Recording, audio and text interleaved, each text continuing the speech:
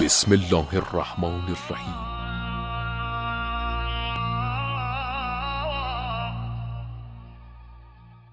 أزور سيدتي ومولاتي فاطمة الزهراء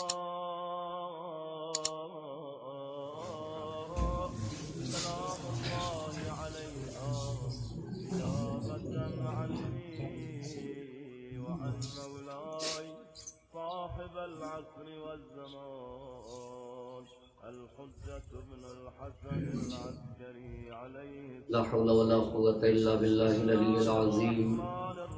أعوذ بالله من الشيطان اللعين الرجيم. بسم الله الرحمن الرحيم. الحمد لله رب العالمين. الصلاة والسلام على أشرف الأنبياء والمرسلين خاتم النبيين سيدنا ومولانا أبي القاسم محمد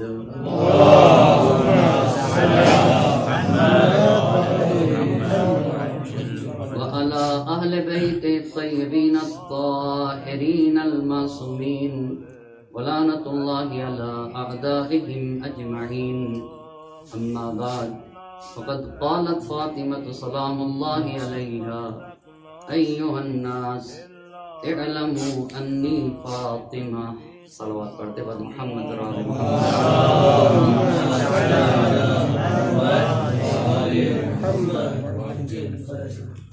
شہزادی دو عالم کے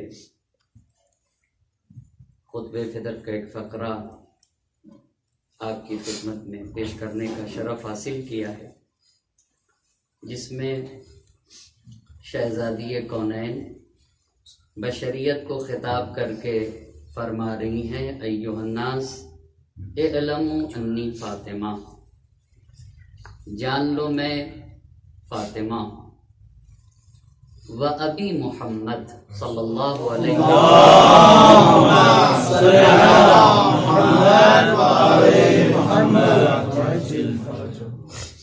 میرے والد ماجد نبی گرامی حضرت محمد مصطفیٰ صلی اللہ علیہ وسلم،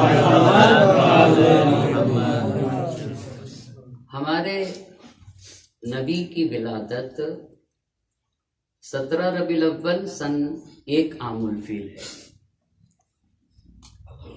تو یہ ہر ایک کو پتہ ہے. اور 6 سال کے نبی گرامی ہوئے تو آپ کی والدہ کا انتقال ہے اور وہ مقام ابوا میں دفن ہے، اور نبی گرامی کی ولادت سے پہلے ہی آپ کے والد کا انتقال ہے، اور اللہ کے نبی کے والد کی قبر مکے میں نہیں ہے، مدینہ منورہ میں ہے. یعنی قبر جناب عبداللہ مدینہ منورہ میں ہے. جناب آمنہ کا گھر بھی مکہ نہیں ہے، مدینہ منورہ ہے، مگر اللہ کے نبی کا گھر مکہ ہے. اللہ کے نبی مکہ مکرمہ کے رہنے والے تھے. 6 سال کی عمر مبارک ہے، ماں کا سایہ اٹھتا ہے آپ کے سر سے، اور خود اللہ کے نبی ام ایمن کے ساتھ ہیں.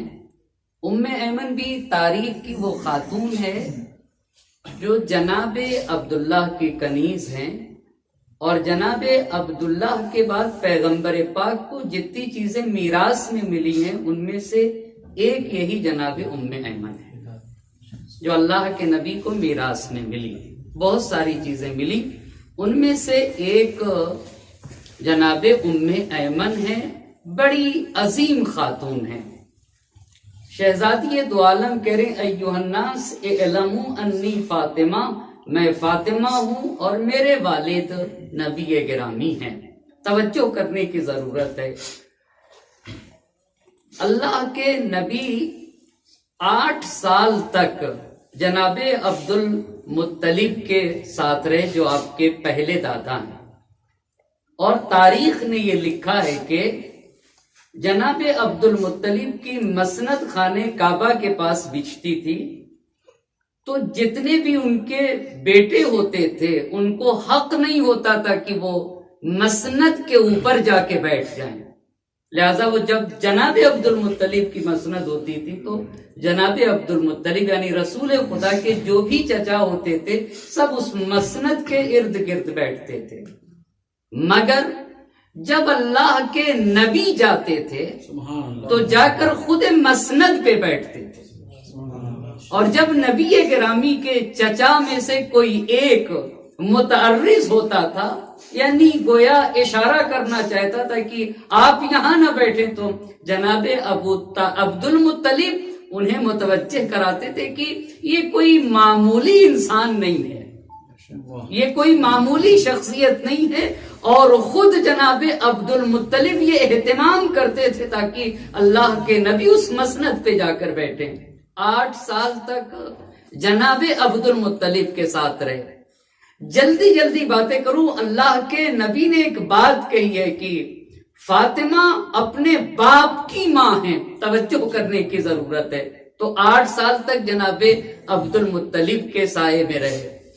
8 سال کے بعد اللہ کے نبی جب 40 سال کے ہوئے تو مبعوث برسالت ہوئے، اور بعثت کے 10ویں سال جناب ابو طالب علیہ السلام کی وفات ہے، یعنی پیغمبر پاک 50 سال کے ہوئے ہیں۔ توجہ کرنے کی ضرورت ہے، 50 سال کے ہوئے تو جناب ابو طالب علیہ السلام کی وفات ہے، یعنی 42 سال تک جناب ابو طالب علیہ السلام کے زیر سایہ رہے۔ اگر آپ 42 سال کے دن گنیے گا نا کہ 42 سال میں کتنے دن ہوتے ہیں تو 15,000 سے زیادہ دن آئیں گے۔ 42 سال تک جناب ابو طالب کے زیر سایہ پروان چڑھے، یہ کہہ دینا بہت آسان ہے۔ یعنی اگر کفار و مشرکین قریش چاہتے تھے بھی کہ پیغمبر پاک کو صدمہ پہنچائیں تو کسی ایک کو جرت نہیں ہوتی تھی، نہیں بھائی ان کے چچا ابو طالب موجود ہیں، ہم کیسے ان کو جرت پہنچا سکتے ہیں۔ 15,000 سے زیادہ دنوں تک جس نے اپنے مکمل وجود سے نبی گرامی کی حفاظت کی ہے اسے ابو طالب کہا جاتا ہے، اسے ابو طالب کہا جاتا ہے 42 سال تک۔ اسی لیے ابن ابی الحدید معتزلی نے یہ بات لکھی ہے کہ 2 اگر شخصیتیں تاریخ اسلام میں نہ ہوتی تو پھر اسلام کا نام و نشان باقی نہ رہتا۔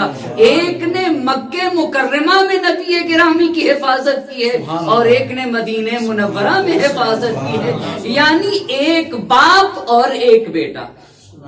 ابو طالب نے مکہ مکرمہ میں اللہ کے نبی کی حفاظت کی ہے، جس نے مکہ مکرمہ میں نبی گرامی کی حفاظت کی اسے حضرت ابو طالب کہتے ہیں، جس نے مدینہ منورہ میں حفاظت کی ہے اسے علی مرتضیٰ کہا جاتا ہے۔ تاریخ اسلام کی اگر یہ 2 اہم شخصیتیں نہ ہوتی تو انہوں نے لکھا ہے کہ اسلام کا نام و نشان باقی نہ رہتا۔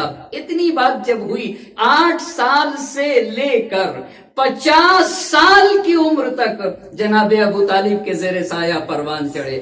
25 سال کے جب اللہ کے نبی ہوئے تو جناب خدیجۃ الکبریٰ صلوات اللہ وسلامہ علیہا کے ساتھ نبی گرامی کی شادی ہوئی ہے۔ جب اللہ کے نبی کی شادی جناب خدیجۃ الکبریٰ صلوات اللہ وسلامہ علیہا کے ساتھ ہوئی تو اسے بھی تاریخ نے لکھا ہے، اور یہ کافی قابل ذکر بات ہے کہ جناب خدیجۃ الکبریٰ صلوات اللہ وسلامہ علیہا کو بھی میراث میں بہت ساری چیزیں ملی تھیں۔ آپ کو بھی میراث میں ایک گھر ملا تھا جناب خدیجہ کو، اور وہ گھر خانہ کعبہ کے سامنے تھا۔ وہ گھر خانہ کعبہ کے سامنے تھا۔ جب نبی گرامی سے شادی ہوئی ہے جناب خدیجۃ الکبریٰ کی تو جناب خدیجۃ الکبریٰ نے وہ گھر اللہ کے نبی کو دیا، بلکہ یوں کہوں تاریخ نے لکھا ہے کہ نبی گرامی کو شادی کے بعد اپنے گھر میں لے کے گئی، اور پھر جناب خدیجہ الکبریٰ نے کہا بیتی بیتک، اللہ کے نبی یہ گھر ظاہراً تو میرا ہے مگر یہ گھر میرا نہیں ہے، یہ گھر آپ کا گھر ہے۔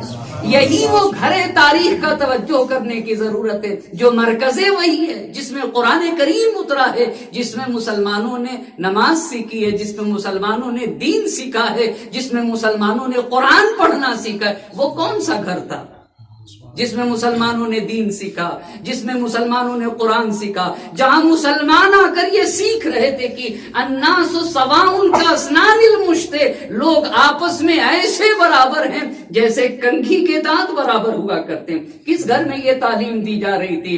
کہا کس گھر میں یہ سکھایا جا رہا تھا کہ کسی بھی عرب کو غیر عرب پر کوئی فضیلت حاصل نہیں ہے، اس لیے کہ سب کے سب آدم کی اولاد ہیں، سب کے سب آدم کی اولاد ہے۔ ہاں اگر کوئی چیز معیار برتری ہو سکتی ہے تو وہ تقویٰ، وہ فضیلت و اخلاق نفسانی اور اخلاق حسنہ ہے، یہی انسان کی فضیلت اور برتری کا سبب۔ یہ کس گھر میں سکھایا جا رہا تھا؟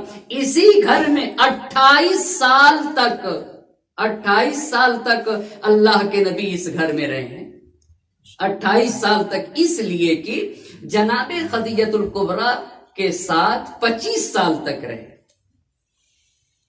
بھئی اگر 25 سال کی عمر میں شادی ہوئی ہے جناب خدیجہ الکبریٰ سے اور 40 سال کی عمر میں بعثت ہوئی ہے تو کتنے سال ہو گئے؟ 15 سال۔ اور بعثت کے 10ویں سال دونوں ہستیوں کا انتقال ہے، تو 15 یہ 10 وہ کل پیغمبر پاک جناب خدیجہ الکبریٰ صلوات اللہ وسلام علیہا کے ساتھ جتنی زندگی گزاری ہے وہ 15 سال کی گزاری ہے، 25 سال کی، معاف کرے گا، 25 سال جناب خدیجہ الکبریٰ صلوات اللہ وسلام علیہا کے ساتھ زندگی گزاری۔ ان کے بعد بھی 3 سال تک اس گھر میں رہے۔ یہ جو ہم تاریخ میں پڑھتے ہیں کہ اللہ کے نبی کو جب ہجرت کرنا ہوئی تو اپنے بستر کے اوپر مولائے کائنات کو سلایا تھا، وہ کس کا گھر تھا؟ وہ کون سا گھر تھا جس گھر میں اپنے بستر کے اوپر علی مرتضیٰ کو سلایا تھا؟ وہ گھر کون سا تھا؟ وہ کہاں تھا؟ کس گھر میں شہزادی کونین کی پرورش ہو رہی تھی؟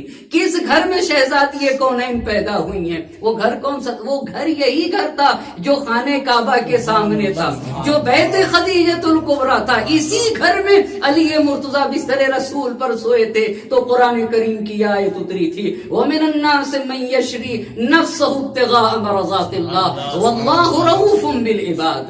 ایک صلوات پڑھیں بر محمد اور آل محمد۔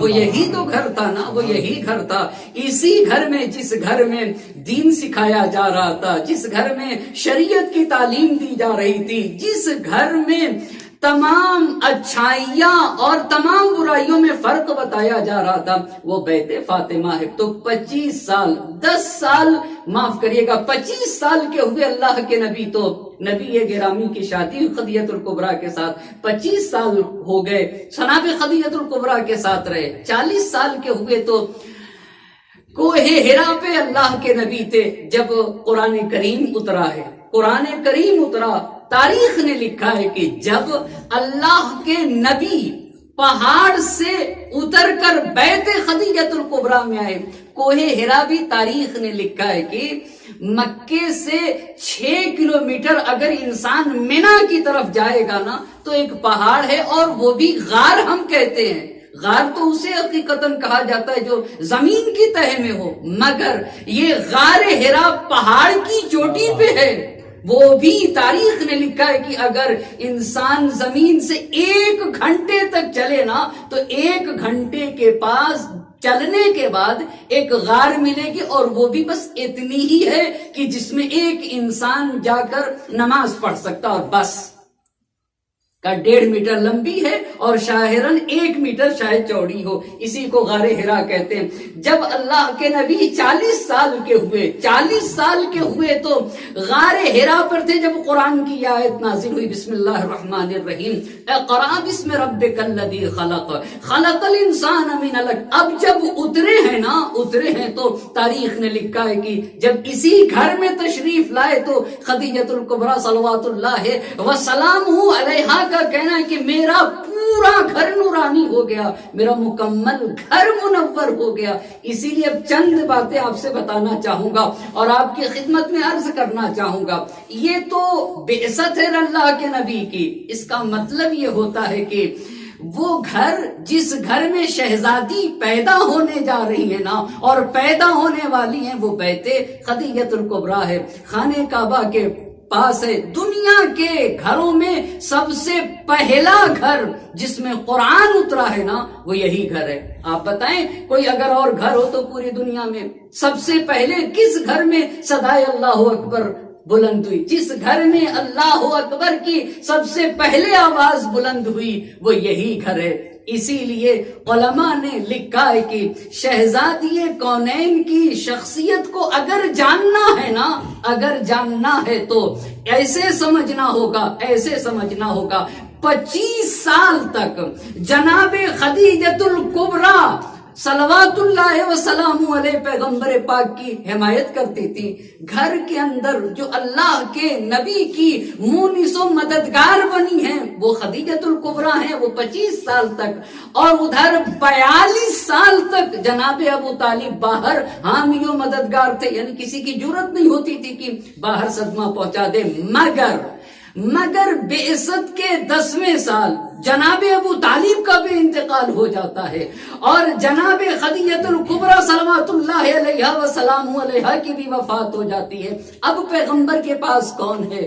پیغمبر کے پاس بعثت کے 10ویں سال شہزادی کونین کی عمر مبارک 5 برس کی ہے، اس لیے کہ ہمارے علماء نے یہ لکھا ہے کہ بعثت کے 5ویں سال شہزادی دو عالم کی ولادت ہے، وہ بھی مکہ مکرمہ میں، اور بعثت کے 10ویں سال جناب خدیجۃ الکبریٰ صلوات اللہ وسلام علیہ کی وفات ہے۔ یعنی کل شہزادی کونین کی عمر مبارک 5 برس کی تھی، تو ادھر جناب ابو طالب کا بھی سایہ پیغمبر کے سر سے اٹھا، خدیجۃ الکبریٰ صلوات اللہ وسلام علیہ کی وفات ہوئی۔ اس کا مطلب یہ ہے کہ 42 سال تک جو باہر پیغمبر کی حفاظت کرتا تھا وہ بھی نہ رہا، 25 سال تک جو گھر کے اندر مونس و مددگار خاتون بنی رہی وہ بھی نہ رہی۔ اب ایک خاتون 5 برس کے لکھی ہے، بچتی ہے خاتون، وہ بھی شہزادی دو عالم سید جعفر شہیدی نے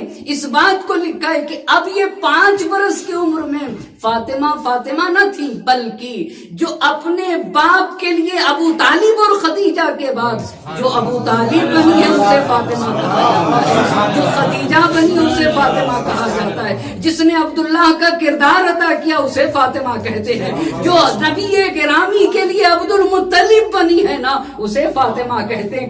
کیونکہ ابو طالب اور خدیجہ کے بعد ایک اہم کردار ادا کیا۔ تاریخ نے لکھا ہے کہ جب اوجھڑیاں پھینک دی جاتی تھی پیغمبر کے وجود کے اوپر تو اپنے ننھے پاؤں سے چل کے پیغمبر کے وجود سے اوجھڑیوں کو کون ہٹاتا تھا؟ شہزادی کونین ہے۔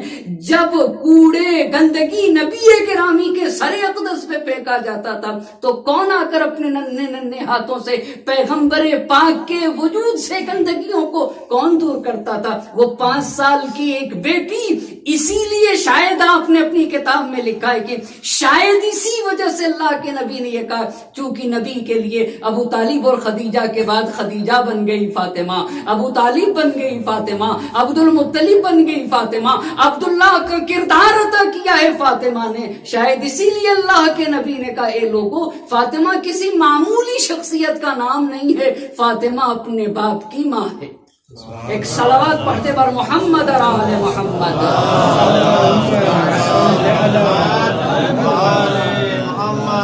ایھا الناس اعلموا انی فاطمہ و ابی محمد اقول عودا و بدوا، بار بار کہوں گی، اقول عودا و بدوا، کہوں گی پھر کہوں گی، تکرار کروں گی، ولا اقول ما اقول غلطا ولا افعل ما افعل شططا، نہ میرا قول خلاف حق ہوگا نہ میرا عمل خلاف واقع ہوگا۔ یعنی ہم تو قولاً اور عملاً دونوں طرح سے معصوم ہیں، نہ ہماری بات خلاف حق حق ہوتی ہے، نہ ہمارا عمل اور فعل خلاف حق ہوتا ہے۔ اس کے بعد شہزادی دو عالم نے کہا لقد جاءکم رسول من انفسکم عزیز علیہ ما عنتم حریص علیکم بالمؤمنین رؤوف الرحیم۔ اے لوگو دیکھو میں فاطمہ ہوں، میرے والد نبی گرامی ہیں۔ لقد جاءکم رسول من انفسکم عزیز علیہ ما عنتم، تمہارا گمراہیوں میں پڑا رہ جانا، تمہارا تاریکیوں میں پڑا رہ جانا، تمہارا جاہل بن کے جینا، تمہارا بدبختی کی زندگی گزارنا، یہ تمہارے رسول کے لیے بڑا سخت ہے۔ ایک مسلمان ذلت کی زندگی گزارے، ایک مسلمان تاریکی کی زندگی گزارے، ایک مسلمان بد اخلاق بن کے جیے، ایک مسلمان پست زندگی گزارے۔ عزیز علیہ ما عنتم، بڑی گفتگو کی ہے علماء نے ما عنتم کے اوپر، یعنی تم ضعیف بن کے جیو، تم کمزور بن کے جیو، تم جاہل بن کے جیو، تم بد اخلاق بن کے جیو، یہ تمہارے رسول کے لیے بڑا سخت ہے، یہ تمہارے رسول کے لیے بڑا سخت ہے۔ حریص علیکم، رسول آیا ہی تھا اس لیے تاکہ تمہیں تاریکیوں سے نکال دے، تاکہ تمہیں جہالتوں سے نکال دے، تاکہ تمہیں گمراہیوں سے نکال دے، تاکہ تمہیں ہر طرح کی بدبختی سے نجات دے دے، اس لیے اللہ کے نبی آئے تھا۔ اس کے بعد شہزادی دو عالم نے شاید اپنی اسی بات کے تعارف کے لیے یہ جملہ کہا ہے اعلموا انی فاطمہ، پہچانو مجھے فاطمہ کہا جاتا ہے۔ اور اگر آپ حدیث قصہ پڑھیں نا، حدیث قصہ، تو اس میں بھی تو بے عینی ایسی ہی ترتیب آئی ہے نا، اعلموا یا ملائکتی وسکان سماواتی، اے میرے ملائکہ یعنی اے اہل آسمان غور سے سنو۔ اللہ وہاں کے اوپر بھی تو کہا تھا کہ میں نے کائنات کا ذرہ ذرہ ان کے صدقے میں خلق کیا ہے جو اس چادر کے نیچے۔ یا رب ومن تحت الکسا، اے اللہ چادر کے نیچے کون ہے؟ تو آواز قدرت آئی ہم فاطمہ تو و ابوہا و بعلہا و بنوہا، یعنی حدیث قصہ میں بھی جو ابتدا ہے نا، آغاز ہو رہا ہے شہزادی کونین سے، اس کے بعد ہم فاطمہ تو و ابوہا و بعلہا و بنوہا۔ خطبہ فدق کی بھی ترتیب، حدیث قصہ حدیث قدسی ہے، توجہ کرنے کی ضرورت ہے۔ خطبہ فدق میں بھی تو یہی کہا جا رہا ہے اعلموا انی فاطمہ و ابی محمد، پہچانو مجھے فاطمہ کہا جاتا ہے، میرے والد ماجد کو محمد مصطفیٰ صلی اللہ علیہ وسلم کہا جاتا ہے۔ پہچانو آئے اس لیے تھے تاکہ تم کو جہالت سے نکال دیں، تاکہ تمہیں تاریکی سے نکال دیا جائے، تاکہ تمہیں بدبختی سے نکال دیا جائے۔ میرے والد کو محمد مصطفیٰ کہا جاتا ہے۔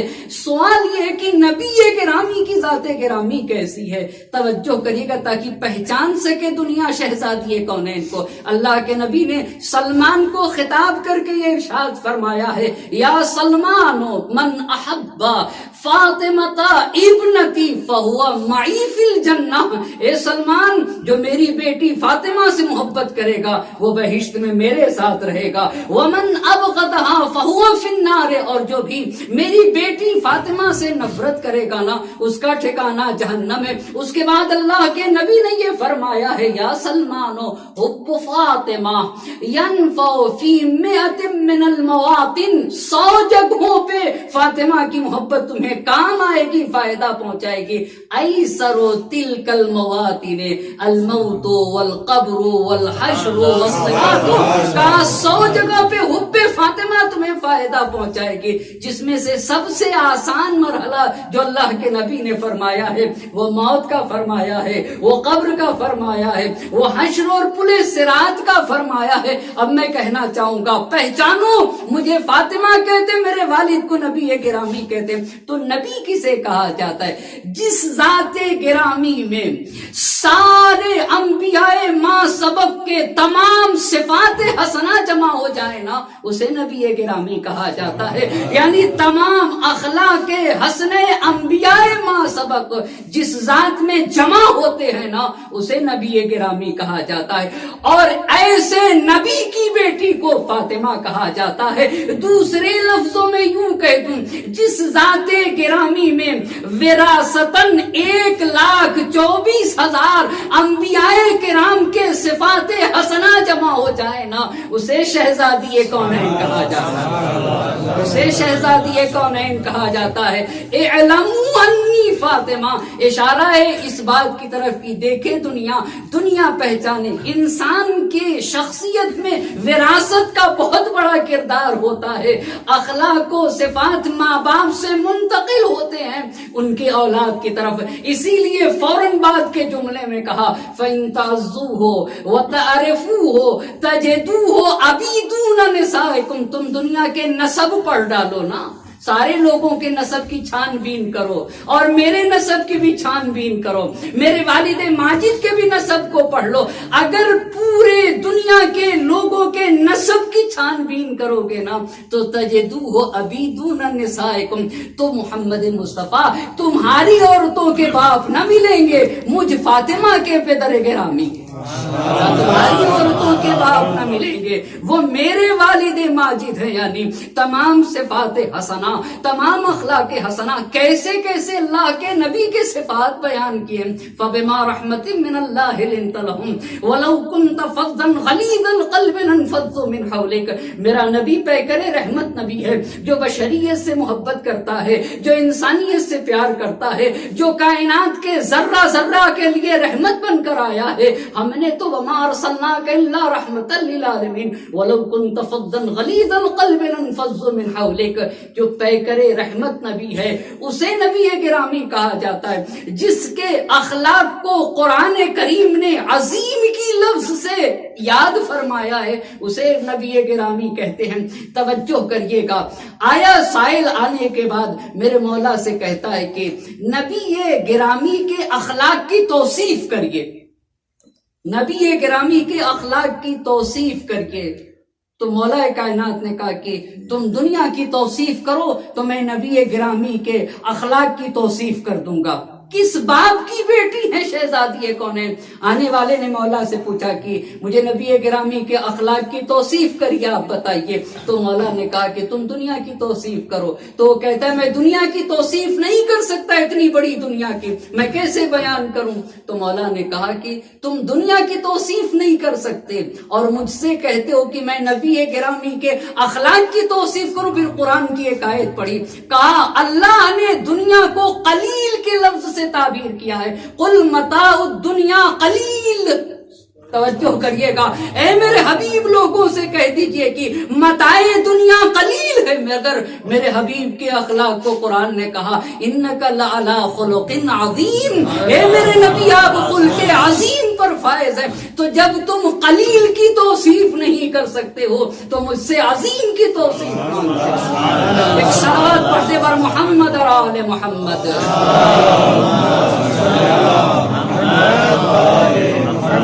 تم قلیل کی توصیف نہیں کر سکتے۔ ایسے باپ کی بیٹی کو فاطمہ کہا جاتا ہے جن کے لیے قرآن نے کہا لا تقدموا بین یدی اللہ ورسولہ، اے لوگو اپنے قدم کو اللہ اور رسول کے آگے نہ بڑھا دینا۔ لا ترفعوا اصواتکم فوق صوت النبی، اے لوگو اپنی آواز کو نبی کی آواز پر بلند نہ کر دینا۔ لا تجعلوا دعاء الرسول بینکم کدعاء بعضکم بعضا، دیکھو ایسا نہ ہونے پائے نا کہ تم میرے حبیب کو اس طرح سے پکار دینا جس طریقے سے تم ایک دوسرے کو پکار دیتے ہو۔ ان الذین ینادونک من وراء الحجرات اکثرهم لا یعقلون، اے میرے حبیب جو لوگ دیوار کے پیچھے سے آپ کا نام لے کر آپ کو پکارتے ہیں نا، اکثرهم لا یعقلون، ان کے پاس عقل نہیں ہے، وہ فہم نہیں رکھتے ہیں، وہ ادراک نہیں رکھتے ہیں۔ ایسے نبی کی بیٹی کو فاطمہ کہا جاتا ہے۔ اور فاطمہ کبریٰ کی والدہ ماجدہ خدیجۃ الکبریٰ جن کے لیے اللہ کے نبی نے کہا صدیقۃ امتی، ہذہ صدیقۃ امتی، خدیجہ میری امت کے صدیقہ ہیں، جن کے لیے حدیث نے کہا من اکملہن عقلا، جس کی عقل سب سے کامل تھی اسے خدیجۃ الکبریٰ کہا جاتا ہے، من احسنہن جمالا، جو سب سے زیادہ خوبصورت تھی اسے خدیجۃ الکبریٰ کہا جاتا ہے۔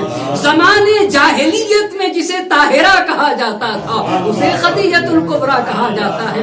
گندگیوں میں رہ کر اپنے دامن کو پاک و پاکیزہ رکھنا یہ کردار خدیجۃ الکبریٰ ہے. وگرنہ صاف ستھرے ماحول میں بچا لینا کوئی کمال نہیں ہے، مگر زمانے جاہلیت کے آلودہ ماحول میں اپنے آپ کو طاہرہ کہلوا دینا یہ کردار خدیجۃ الکبریٰ ہے. طاہرہ ماں کی بیٹی کو شہزادی دو عالم کہا جاتا ہے. دو لفظیں اردو میں بولی جاتی ہیں، بہت توجہ کریے گا. گندگی میں پاک و پاکیزہ رکھنا اپنے آپ کو یہ زندہ انسان کی پہچان ہے. دو لفظیں اردو میں بولی جاتی ہیں، اسی کو عرض کروں اور چند باتیں عرض کر کے زحمت کو تمام کر دوں گا. ایک لفظ ہے تیرنا اور دوسری لفظ ہے پیرنا.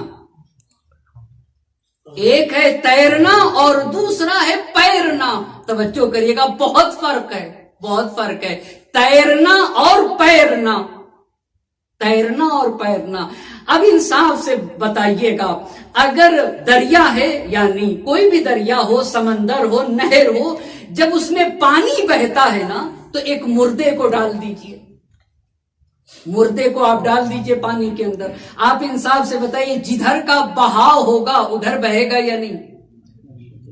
یا بہاؤ سے کاٹ دے گا اپنے آپ کو؟ نہیں. پانی اگر ادھر بہ رہا ہے تو مردہ بہ جائے گا. پانی جدھر بہ جائے، پانی کے دھارے پر بہ جانا، اس کو کہتے ہیں اردو میں تیرنا. میت پیرتی نہیں ہے، تیرتی ہے. بہت توجہ کی ضرورت ہے. اسے کہا جاتا ہے تیرنا، تیرنا. لیکن اگر ایک پیراک کو لے کر آئیے اور اسے کہیے کہ بھائی تم اس دریا سے یہاں سے جاؤ اور جا کر ادھر نکلو، تو وہ پانی کے بہاؤ کو کاٹتا ہوا، نہ یہ کہ وہ پانی کے بہاؤ پہ بہتا ہوا چلا جائے گا.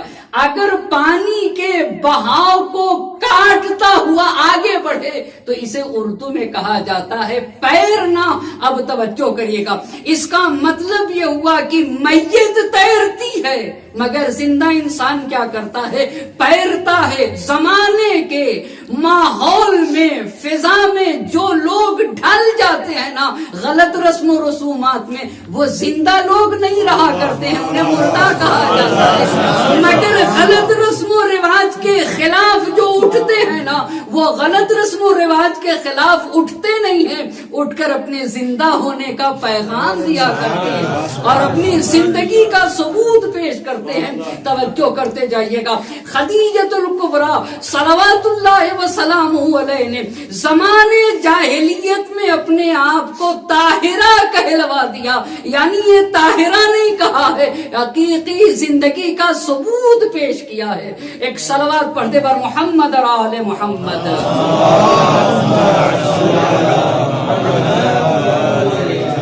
جو سب سے خوبصورت خاتون ہے اسے خدیجۃ الکبریٰ کہا جاتا ہے. جو سب سے عقل مند خاتون اسے خدیجۃ الکبریٰ کہا جاتا. صدیقہ امت کو خدیجۃ الکبریٰ کہا جاتا. جسے زمانے جاہلیت میں طاہرہ کہا جاتا تھا اسے خدیجۃ الکبریٰ کہا جاتا ہے. جو سب کے لیے مہربان تھی، سب کے لیے مہربان تھی، شوہر کے لیے مہربان، غربا کے لیے مہربان، فقراء کے لیے مہربان، ہر فرد بشر کے لیے مہربان تھی، اسے خدیجۃ الکبریٰ کہا جاتا ہے. اسی لیے مکے میں ایک سائل آ کر پوچھتا ہے کہ میں ضرورت مند ہوں، میں نیاز مند ہوں، کوئی میری مدد کرے، کوئی میری مدد کرے. تو کہنے والے نے کہا کہ تم خدیجۃ الکبریٰ کے گھر چلے جاؤ، تمہاری مشکل دور ہو جائے گی. تو وہ کہتا ہے کہ مجھے خدیجۃ الکبریٰ کا گھر کیسے پتا چلے گا؟ تو کہنے والے نے کہا کہ جس دروازے پہ سب سے زیادہ بھیڑ لگی ہونا سمجھ لینا کہ وہ دروازہ خدیجۃ الکبریٰ کا دروازہ ہے. یہ ایک ماں کا کردار ہے، ایک ماں کا کردار ہے. یہ سارے اثرات اولاد میں آئیں گے، کیوں نہ آئیں گے؟ اسی لیے تو خود بھوکے رہ جاتے ہیں.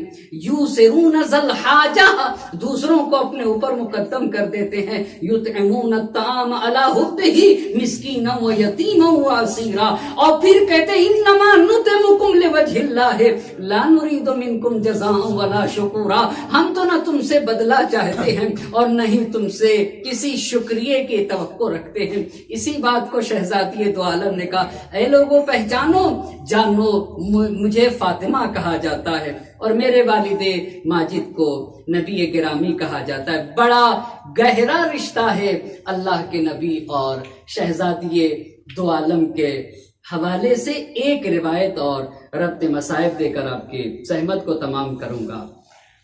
کل میں پڑھ رہا تھا، وہاں کے اوپر میں نے یہ روایت دیکھی اور ظاہراً یہ روایت تفسیر فرات کوفی میں دیکھا ہے کہ اللہ کے نبی ہیں اور شہزادی دو عالم ہیں، اور شہزادی دو عالم اپنے آغوش میں سید الشہداء کو لیے ہوئے تھی، سید الشہداء کو لیے ہوئے، تو اللہ کے نبی نے کہا کہ بیٹی فاطمہ حسین کو مجھے دے دو، حسین کو مجھے دے دو۔ اور حسین کو لینے کے بعد، سید الشہداء کو لینے کے بعد اللہ کے نبی نے چند جملے ارشاد فرمائے، میرے لال حسین اللہ تیرے قاتل پہ لعنت کرے۔ پہلا فقرہ یہ کہا، اور دوسرا فقرہ کا میرے لال حسین اللہ اس پہ بھی لعنت کرے جو تمہارے بدن کو عریاں کرے گا، اور کہا اے میرے لال حسین ان پر بھی اللہ لعنت کرے جو تیرے قاتلوں کی مدد کرے گا اور اس کے اوپر راضی رہے گا۔ جب اللہ کے نبی نے سید الشہداء کے مسائل کی طرف اشارہ کیا تو شہزادی دو عالم نے پوچھا، بابا آپ کیا کہہ رہے ہیں؟ کہا بیٹی فاطمہ میرا حسین مارا جائے گا، میرا حسین مارا جائے گا۔ شہزادی نے کہا یا ابتا یقتل ولدی وقرۃ عینی وثمرۃ فؤادی، کیا میرا حسین مارا جائے گا، میرا لخت جگر قتل کر دیا جائے گا؟ یا ابتا ومن یقتل ولدی وثمرۃ فؤادی وقرۃ عینی، میرے بابا میرے حسین کو کون قتل کرے گا، میرے حسین کو کون مارے گا، میرے لخت جگر کو کون شہید کرے گا؟ اللہ کے نبی نے فرمایا شرۃ امت من امتی، میرے امت کے شریر لوگ میرے حسین کو قتل کر دیں گے، میرے حسین کو قتل کر دیں گے۔ شہزادی دو عالم نے کہا کہ یا ابتا اقرا جبرائیل انی السلام، میرے بابا جبرائیل کو میرا سلام پہنچا دیجئے، اور میرے بابا جبرائیل سے کہیے کہ میرا حسین کہاں قتل کیا جائے گا؟ تو نبی گرامی نے کہا کہ فی موضع یقال لہ کربلا، میری بیٹی فاطمہ حسین کو کربلا میں شہید کیا جائے گا۔ اب جیسے ہی اللہ کے نبی نے یہ جملہ ارشاد فرمایا کہ بیٹی فاطمہ حسین کو کربلا میں شہید کیا جائے گا، تو شہزادی دو عالم نے کہا سلمت ورضیت وتوکلت علی اللہ، اے بابا میں امر الہی کے سامنے سر تسلیم خم کیے ہوں، بابا میں اللہ کے فیصلے پہ راضی ہوں، اور اے بابا میں اللہ پر توکل کرتی ہوں۔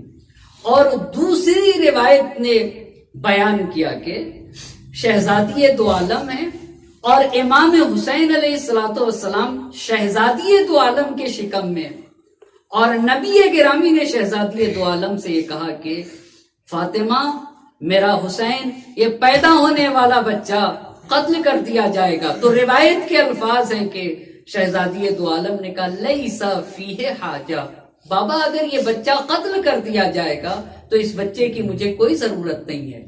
تو اللہ کے نبی نے کہا کہ میری بیٹی فاطمہ یہ حسین صرف حسین تنہا نہیں ہے، میرے حسین سے 9 معصوم امام پیدا ہوں گے جن کے ذریعے سے دین اور شریعت کی بقا ہوگی۔